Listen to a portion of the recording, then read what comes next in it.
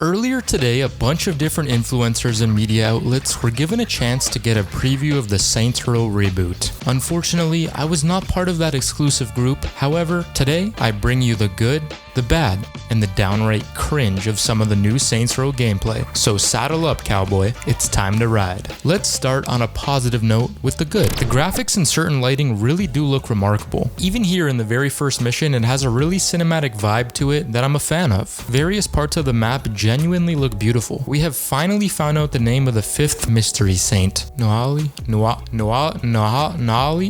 looks to be working against Marshall in the first mission, in which he hijacked a MDI VTOL. He also seems like a total badass, and your first encounter with him is something I quite enjoyed. What does it take for a man to be able to enjoy a quiet drink these days? Mr. Nawali, you're coming with me. You really think you have what it takes to bring me in? The new Hitman app looks interesting, and it might offer a decent challenge. I'm really looking forward to driving in this game. It looks smooth and the drifting looks fun, albeit very cartoony. The new ramming feature that is reminiscent of the Burnout series is a welcome addition to the game as well. Customizing cars and bikes looks like a good time, and I feel like this is what I'll sink the majority of my time in, as I plan on making some videos dedicated to this specific feature, depending on how fleshed out it is. It's nice to see that side characters get involved with firefights.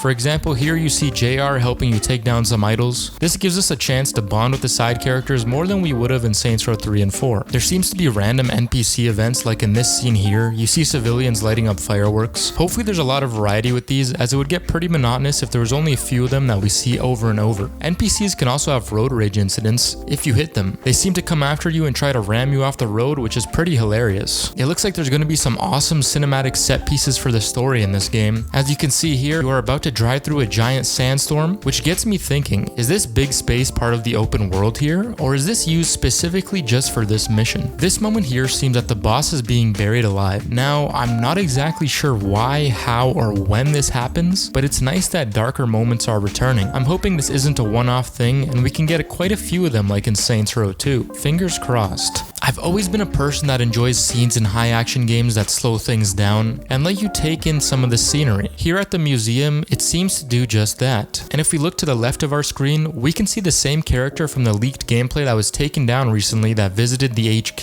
The varied scenes we've been able to see in the small previews is a good thing. Santo Ileso looks to be varied when it comes to all the different districts, at least so far. Also, side note, the radio station list has finally been shown. It's a bit hard to distinguish which genre each station will feature, other than a couple of them, but still cool nonetheless. Well, buckle up, boys, because now it's time for the bad. The streets look very void of life. I'm really not sure if this is something that's happening because it's an older build of the game, or maybe because he's driving fast, but a lot of the times the streets look really empty of NPCs and cars. The enemies can look very bullet spongy at times. This is a prime example here that looks really bad. The idols are already insufferable. The whole Gen Z Zoomer vibe they got going on is just terrible in my opinion. In fact, the only good thing about the idols is the fact that we get to kill them. Although it wasn't too bad, there was a decent amount of bugs I've seen during the various gameplay videos today. Here's a compilation of some of the ones I saw.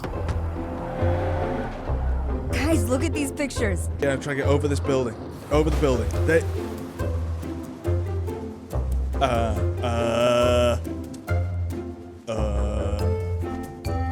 Oh no! Oh no! Oh no! Are you dead? I think he's moving. Oh, he's out. They'll keep kicking long as Bland owns the deed to the property. Then let's get him to sell. After this? Not likely. It'll shake him down and make him hand it over. The idols used to do stuff like that all the time. Good call. Kev, you're with me. Okay, take this train. Oh, wait. Oh. This isn't how any of this should work in real life. My poor feet, they're getting ground to do. Oh, okay, this is more like it. Oh my! That curve just protected that man. There we go. And then take it in. I don't want to get stuck. What the? Woo! Damn! Nice job. Never doubt me. Easy. I got. What the? Ow!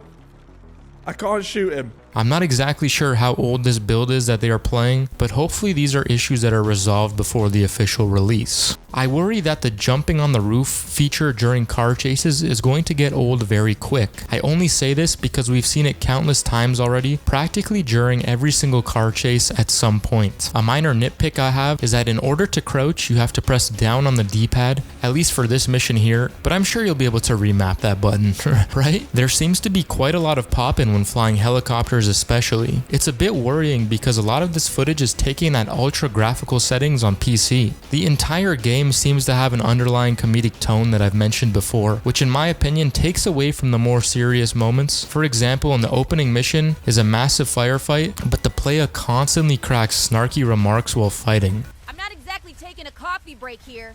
It's a little off-putting. Well, it's time. It's time for the downright cringe. The Saints are a bunch of millennials having brunch. Take this scene for example. Never mind the fact that Eli is laying down on the table like a little schoolgirl, or never mind the absolutely atrocious voice actor of the boss. Snickerdoodle is definitely down. It's just the fact that these are not the 3rd Street Saints. No matter how you put it, this scene right here is not Saints Row. But I get it, it's a reboot, new cast, new vibes, new everything. And that's something I'm gonna have to accept. I just can't help but make comparisons to the old characters, and quite frankly, they'd laugh in these new Saints' faces. I don't think I'm the only one who feels this way too. Overall, the game is looking set to be your standard Saints Row adventure, with less interesting characters. Apparently there's an app on your phone that you use to make bad reviews on restaurants in-game, which is, yeah, there's that. Kevin is quite possibly the most cringe out of the bunch. I think in just the short time these outlets spent playing the game, I could make a Kevin cringe compilation from some of the lines shown off so far. This is how you do business? That's right, man. We're local. I like the sound of that.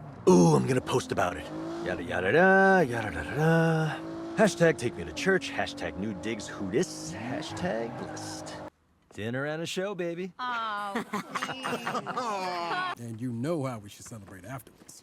karaoke. Yes! It's safe to say that the idols make me cringe every time they say something. You and your friends are obsolete.